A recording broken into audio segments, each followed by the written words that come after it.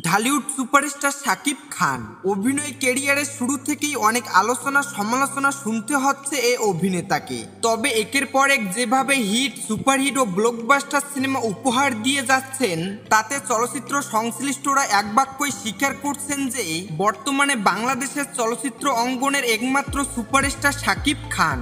ক্যারিয়ারের এক দশকের আগেই শুরু করেন দাম্পত্য জীবন। 2008 সালে তিনি গোপনে বিয়ে করেছিলেন ঢালিউড কুইন খ্যাত অভিনেত্রী অপু বিশ্বাসকে। 2017 সালে একটি বেসরকারি টেলিভিশন চ্যানেলে উপস্থিত হয়ে প্রথমবারের মতো বিয়ের খবর প্রকাশ্য আনেন অপু। সঙ্গে ছিল শাকিব অপু দম্পতির একমাত্র সন্তান আব্রাহাম খান জয়। তখন থেকেই তাদের মধ্যে শুরু দ্বন্দ্ব, হেঁটেছেন বিচ্ছেদের পথে। তবে থেমে নেই শাকিব খান, প্রেম করে আবারও বিয়ে করেছেন আরেক অভিনেত্রী শবনম বুবলীকে। দ্বিতীয় বিয়েটিও গোপনে সেরেছেন ঢালিউড সুপারস্টার। সেই সংসারে শেহজাদ খান বীর নামে এক ছেলে সন্তান রয়েছে তাদের। এ বিয়ের খবর প্রকাশ্য আসতেই ভাঙ্গন দেখা দিয়েছে শাকিব বুবলীর দাম্পত্য সংসারে। অপু বুবলীর সাংসারিক বাধা অতিক্রম করে তৃতীয়বারের মতো বিয়ের পিঁড়িতে বসতে যাচ্ছেন শাকিব খান।